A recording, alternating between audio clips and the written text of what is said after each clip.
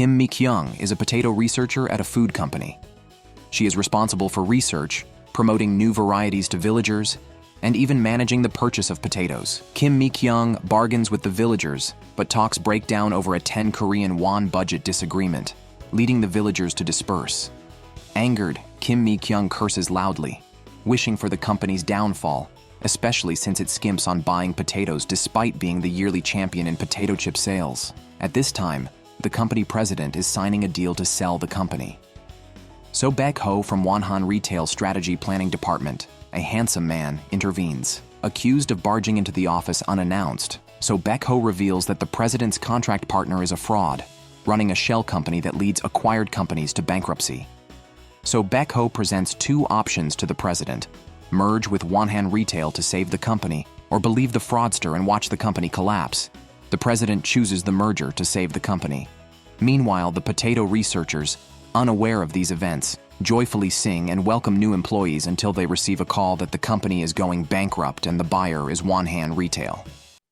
This is a double blow for Kim Mi-kyung, who previously worked at Wonhan Retail for 6 years and left on bad terms, considering it a nightmarish place. After successfully negotiating, So Baek-ho returns to Wonhan Retail, but faces hostility from a dismissed employee. Despite concerns for his safety, he calmly handles the attack and tricks the aggressor into a locked room where his special forces training becomes evident. After the acquisition, the Potato Research Institute members, led by Kim Mi-kyung, dress up impressively to make a statement at Wonhan Retail. They face mockery and doubt about the necessity of their institute at Wonhan Retail's HR department. Kim Mi-kyung passionately defends their work, explaining that they do not just study how to make tasty potatoes, but also develop new varieties, monitor seedling growth, and work to improve potato quality and yield, positioning them as a leading organization in Korea's agricultural sector. After a brief educational talk, HR takes photos for their IDs, and the researchers pose assertively, determined to make an impression. They successfully receive their employee IDs, but when inquiring about the future of the institute, the HR coldly states that it is up to the company to decide. The minister received a call that Wonhan Retail staff were conducting a surprise inspection at the institute. Everyone panicked and rushed back but found their employee cards couldn't open the gates. Kim Mi-kyung had no choice but to crawl out. Just then, several Wonhan Retail managers walked in, and Kim recognized the leader as her ex-boyfriend. To avoid being seen, she quickly ducked down. After they left, she continued crawling out. Just as she was escaping, a colleague loudly called her name. Her ex heard it, turned back, and called out to her. Kim looked at her ex, felt anger, flipped him off, and stormed away. 7 people hurried back to the institute to find a man inside inspecting. The female colleagues were initially dazzled by his handsome face and swooned. However, when So Baek-ho criticized the expired tea and wasteful paper use, their fondness vanished. Kim and So Baek-ho argued, stating that even if the institute belonged to Wonhan Retail, a surprise inspection wasn't justified. So Baek-ho argued that given enough time, they would only cover up issues, which isn't an inspection but a planned cover-up. As So Baek-ho prepared to leave, Kim and her colleagues leaned on the railing, reflecting on his handsome appearance but disappointing character. Thinking he couldn't hear, Kim angrily wished something would hit his head. Unexpectedly, a magpie swooped down and pecked at So Baek-ho's head. As he was still reacting, the bird attacked again. Kim rushed down to stop it, while So Baek-ho ran into the woods. Kim called the magpie's name and chased after So Baek-ho to stop him. But it was too late. He ran down a slope, couldn't stop, and rolled down. People resting in the fields heard Kim's shouts, set up a cart to stop him, and he rolled right into it. Kim rushed So Baek-ho to the hospital, relieved to find he only had superficial injuries. So Baek-ho explained he minimized injuries by adjusting his position as he rolled. Kim explained the magpie, often near the institute because she had rescued it, occasionally attacks humans after hearing curses. She denied any responsibility. Before leaving, Kim asked if Wonhan Retail would keep the institute open. Despite modest results, everyone had been working hard. So Baek-ho said he saw their efforts and would let the institute continue operating, assuring Kim she could work in peace. After a tiring day, Kim returned home, recalled meeting her ex, and felt sad about her misfortunes compared to his success. Fortunately, With friends' support, she gradually came to terms with the events. The next day at work, the director announced he was fired, and Wonhan Retail would appoint a new director. Additionally, 3 members of the production management were also dismissed. Kim Mi-kyung remembered So Baek-ho's promise that the research institute would operate normally. Now, seeing people leave one after another, she felt deceived and more convinced that nothing good comes from anything related to Wonhan Retail. Agitated, Kim Mi-kyung opened the cabinet where she hid her cigarettes. Despite having quit for months, the urge to smoke surged at that moment. Just as she was about to light a cigarette, a sudden downpour began. Frustrated by the series of unfortunate events, she furiously threw a pillow and cursed the people from Wonhan Retail. After venting, she squatted helplessly in the rain. At that moment, So Baek-ho approached her and held an umbrella over her head. Kim Mi-kyung learned that So Baek-ho was not only the new director of the Potato Research Institute, but also the new tenant at her family's guest house. She, despising anyone from Wonhan Retail, ordered her brother to evict So Baek-ho. Her brother explained that the guest house business was struggling, and they finally had a guest. He had already spent So Baek-ho's room rent on a new dryer and couldn't afford to refund it and evict him. Kim Mi-kyung was helpless but not ready to give up. To regain some control, she set ground rules with So Baek-ho. Their cohabitation must remain a secret to avoid rumors, and though they are superior and subordinate at the institute, they must interact as equals at the guest house.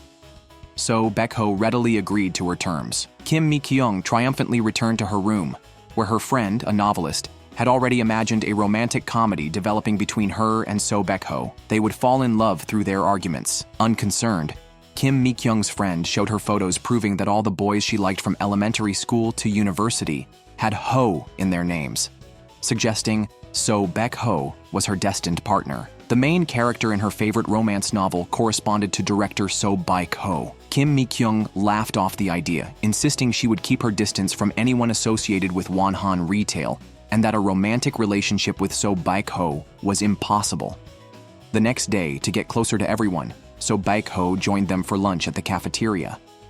Just as he sat down, the 3 team leaders responsible for growing potatoes entered and began spreading rumors about him being thrown down a hill.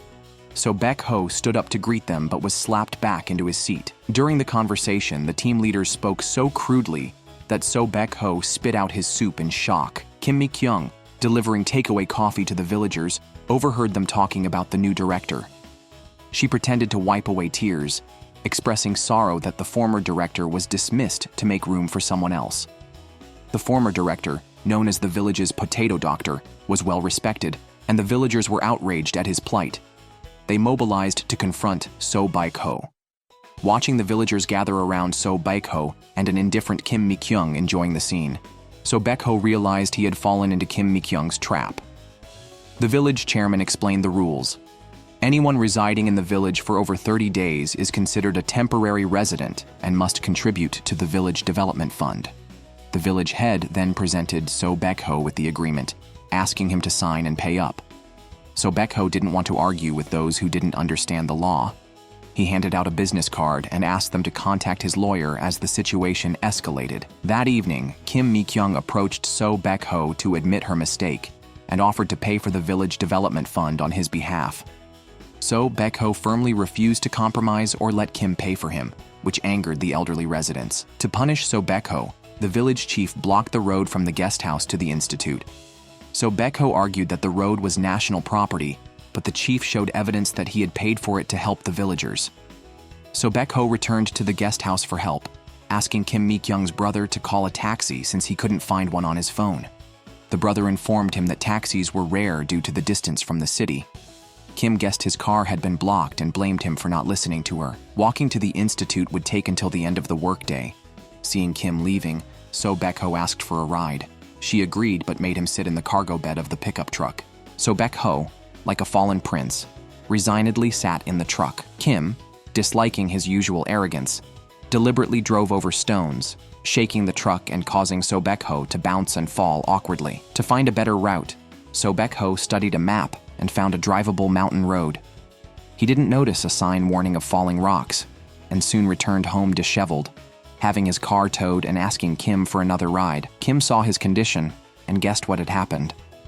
This time, So Baek-ho wanted to sit in the passenger seat, but it was broken, so he had to sit in the cargo bed again. Kim advised him to give in and pay, but So Baek-ho firmly refused and vowed to find a solution. The next morning, So Baek-ho got up early to catch a bus, but it drove past him with the village chief and others on board. Meanwhile, Kim Mi-kyung's brother went to a wedding and accidentally met her ex-boyfriend, who inquired about Kim. The brother inadvertently revealed that she was researching potatoes. The ex returned to his company and immediately checked the institute's staff list, confirming Kim's involvement. Kim received an urgent call that the fields of potatoes and chili peppers were infested with pests. The whole institute mobilized to spray and eradicate the pests. So Baek-ho came out to inquire what was happening and was pushed into the vehicle by Kim. Upon arrival, everyone suited up, except So Baek-ho, who leisurely sipped tea. Kim ordered him to gear up and join in. So Baek-ho admitted he hadn't done such work before. After a lecture from Kim, he reluctantly took the boots, but refused to wear the colorful protective suit. During the spraying, So Baek-ho kept one hand in his pocket and worked with the other, maintaining his stylish pose. So Baek-ho quickly got turned around and bumped into an employee, resulting in close contact. After they managed to stand up, he called out to the switch operator, explaining that the machine wasn't spraying the medicine. The operator, who was listening to music, saw the stop gesture and thought work was done, so he pressed a button that shut down the main equipment. The equipment automatically retracted the spray hose, which wrapped around So Baek-ho and pulled him down, dragging him on the ground. People frantically gestured, until the employee on the other side understood and quickly hit the switch to free him. After a brief rest, the muddy So Baek-ho went to shower. When he didn't come out for a while, the minister, worried he might have fainted, asked Kim Mi-kyung to check on him. Kim called out a few times with no response, just as So Baek-ho came out of the shower wearing a white shirt. The shirt revealed his muscular back, and the front buttons were not yet done up, exuding a sexy and alluring aura. Kim, who was particularly drawn to good looks, found her heart racing. She immediately imagined So Baek-ho as the sexy boss, the main character of her novel, and remembered her friend's words that she was destined to fall in love with him. Shaking her head in disbelief, she calmly asked So Baek-ho to join the others. To promote team unity, So Baek-ho falsely claimed he could handle his alcohol well, but quickly became drunk. Kim Mi-kyung also had some drinks and had to call a designated driver to take the car back. She and So Baek-ho sat in the back, with So Baek-ho drowsily leaning on her shoulder. Worried she might do something rash facing his handsome face, she covered So Baek-ho's head with a raincoat. Woken up by the driver, Kim Mi-kyung found herself cuddling with So Baek-ho. She tried to wake him but was mesmerized by his handsome face and slowly leaned in. Just then, So Baek-ho suddenly opened his eyes. Unable to tell if she was dazzled by his looks or affected by the alcohol, Kim saw So Baek-ho as the sexy boss at that moment, and she impulsively kissed him.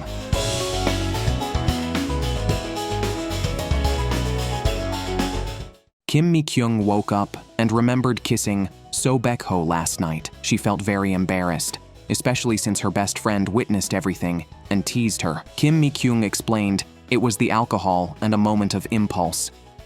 Kim Mi-kyung wanted to apologize to So Baek-ho and edited numerous messages, but never sent them. So Baek-ho vividly remembered the event. After she kissed him, he was thrilled, but stunned, unable to believe what had happened. To distract himself, he organized the fridge, ironed clothes, and mowed the lawn, staying up all night. Kim Mi-kyung was startled by a call from So Baek-ho and, unsure how to face him, quickly hung up.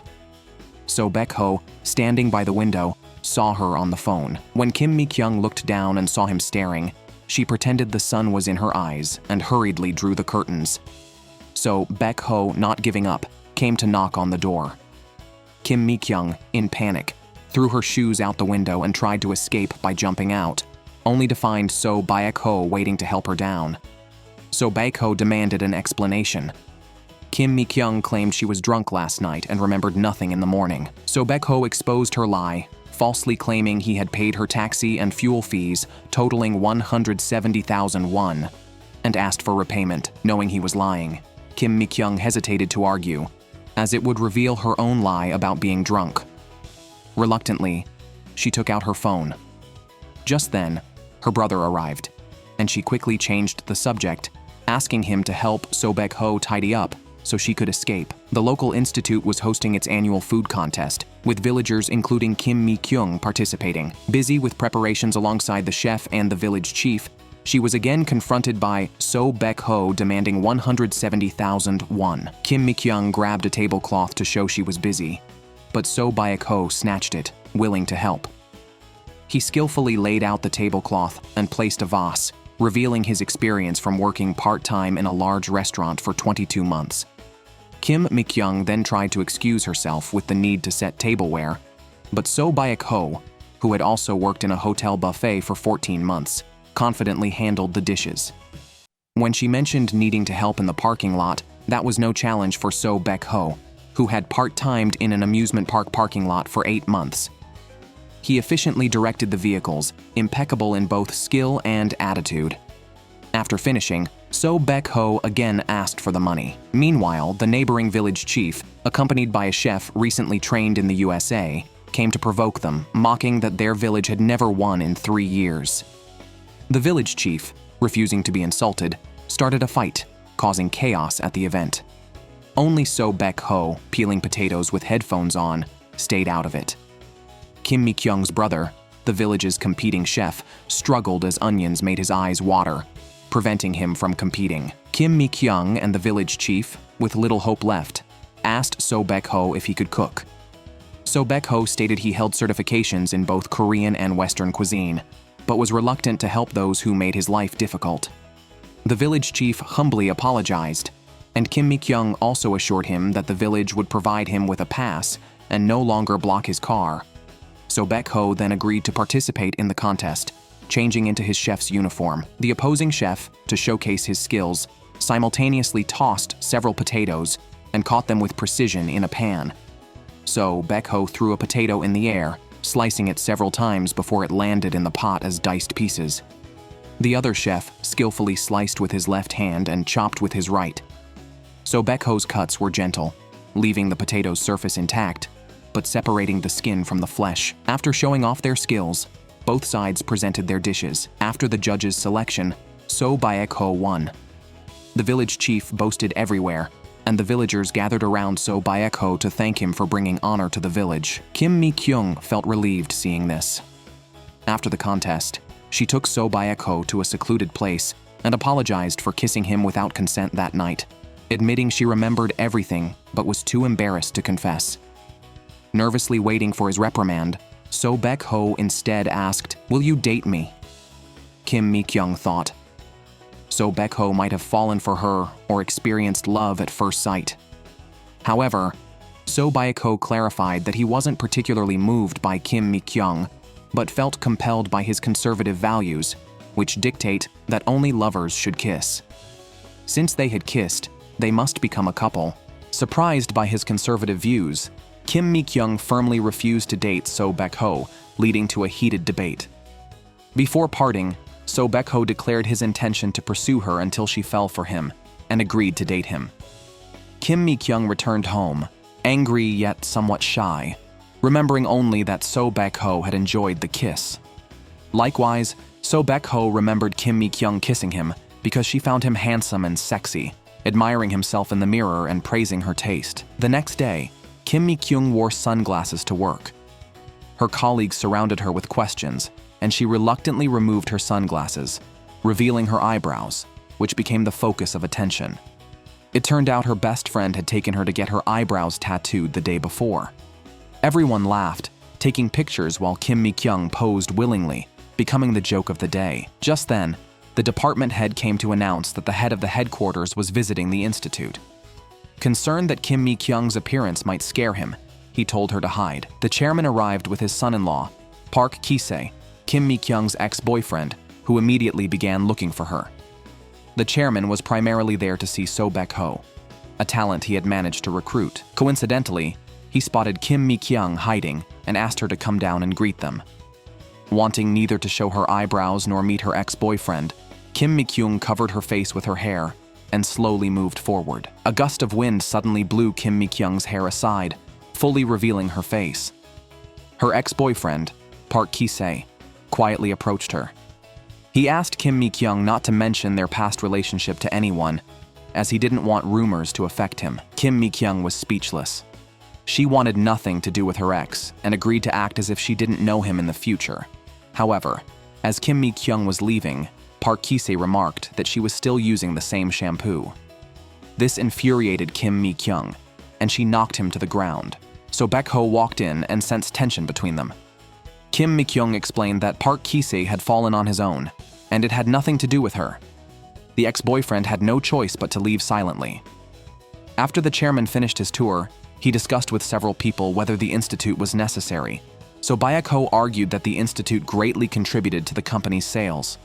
However, Park Ki-se believed that potatoes were common and that the institute was a waste of resources and should be closed soon. The chairman agreed with Park Ki-se and asked So Baek-ho for his plans.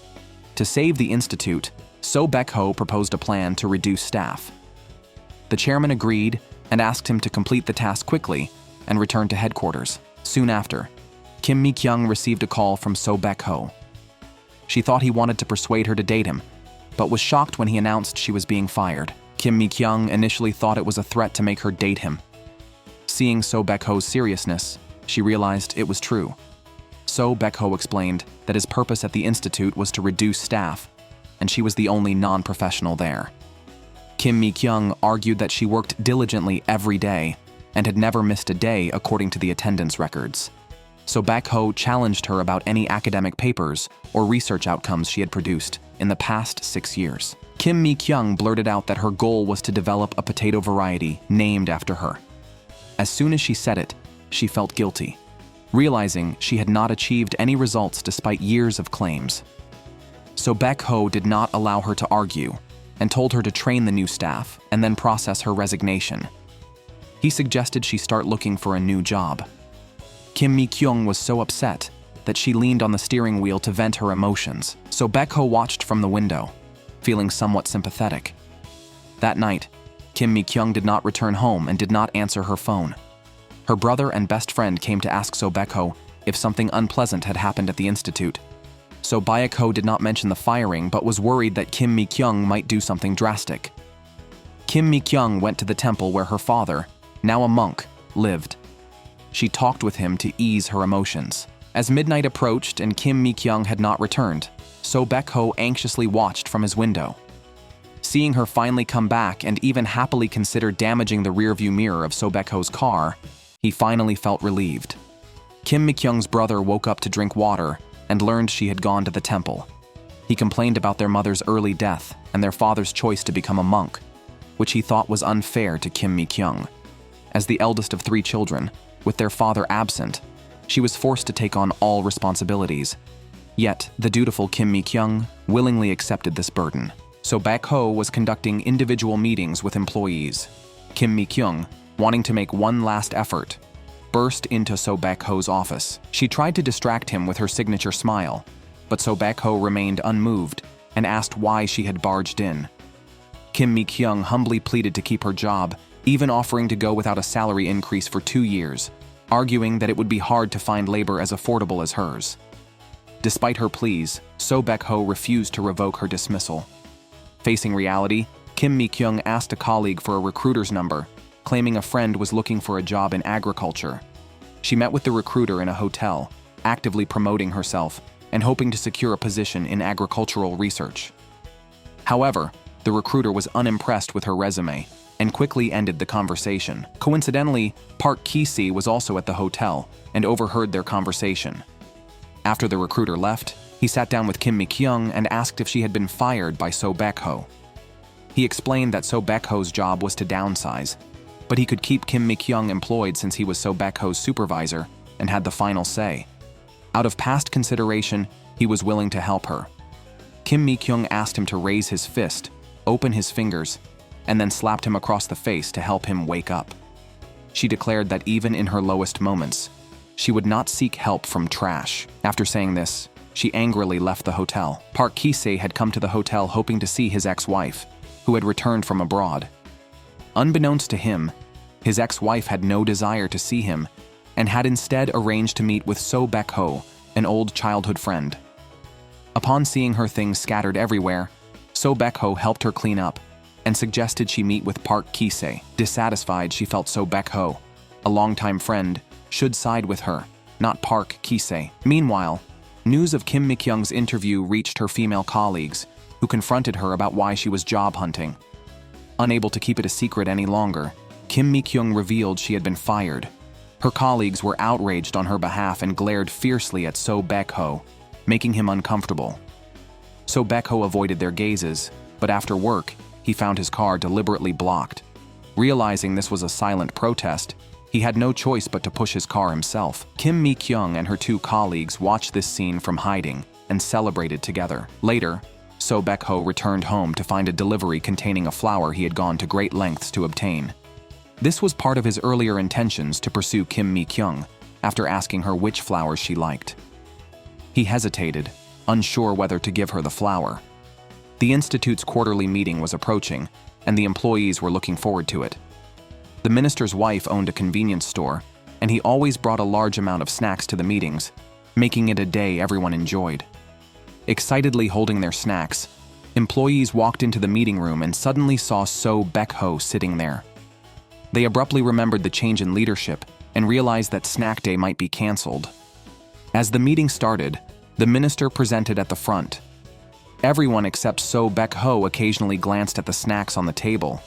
A female colleague, unhappy, sent a message in a small group chat complaining that So Baek-ho was too harsh and that not allowing snacks was like employee abuse.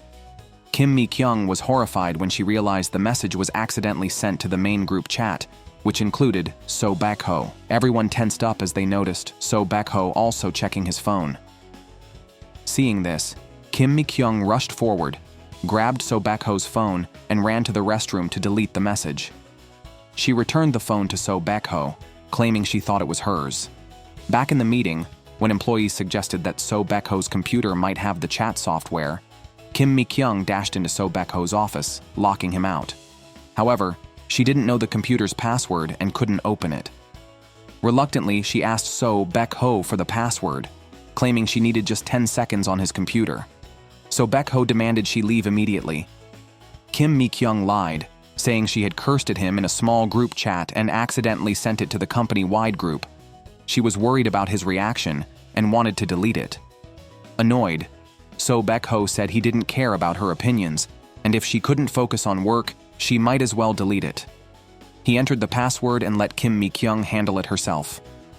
After deleting the colleague's remarks, she apologized and left the office. That night, a heavy rainstorm began, and Kim Mi-kyung's phone issued a storm emergency alert, startling her awake. Concerned about damage to the greenhouse, she immediately headed to the institute. From his window, So Baek-ho saw her leave and, fearing for her safety in the severe weather, followed her in his car. Kim Mi-kyung was at the institute, trying to fix the damaged tarp. In the emergency, a pair of strong hands reached out to help her pull down the tarp. It was So Baek-ho coming to help her.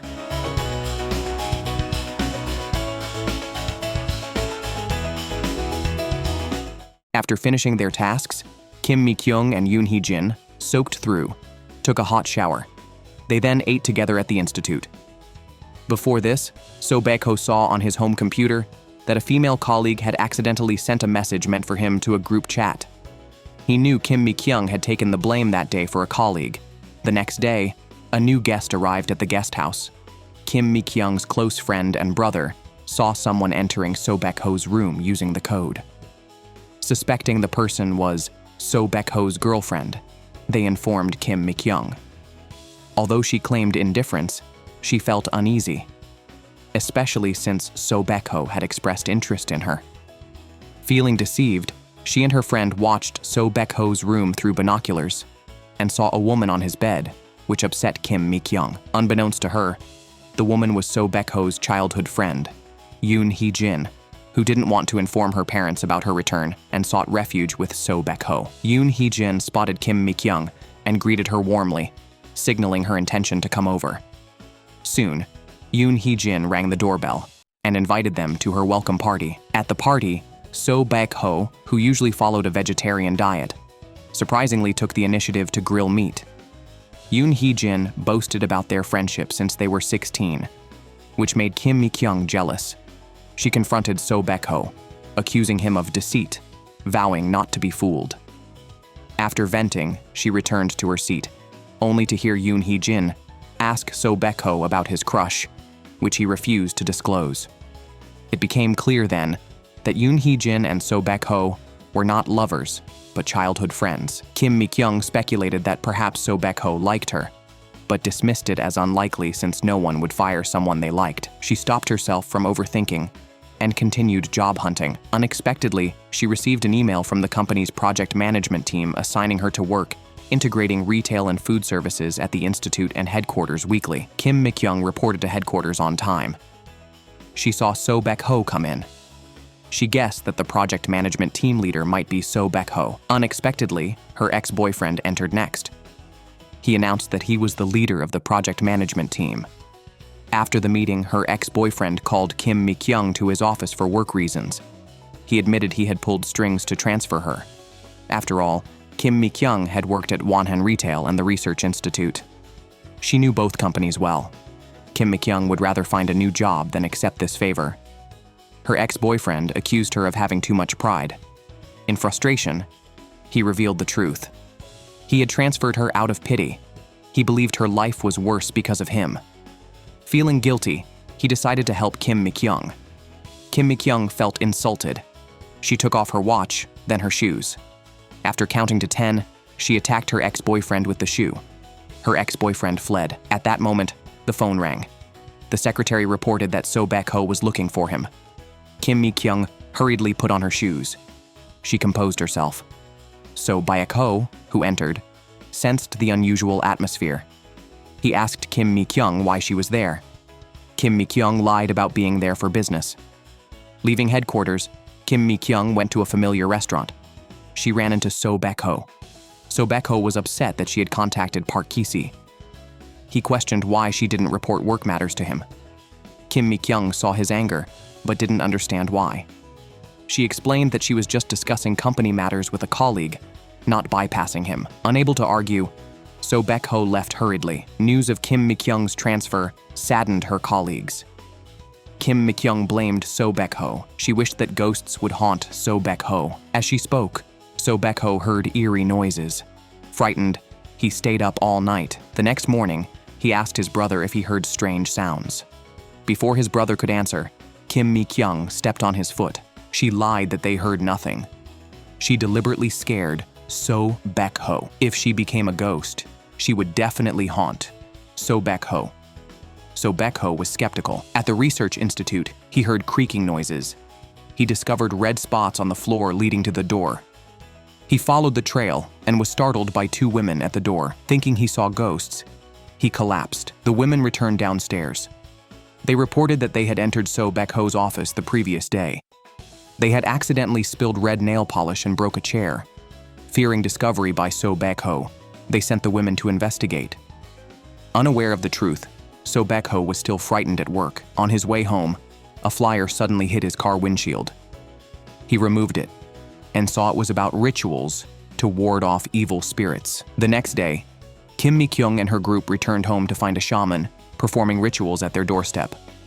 So Baek-ho was devoutly kneeling and praying for the strange noises to stop haunting him. Realizing the trouble she caused, Kim Mi-kyung quickly confessed the truth. The strange noises were from birds, known locally as ghost birds, which call in the mountains every summer.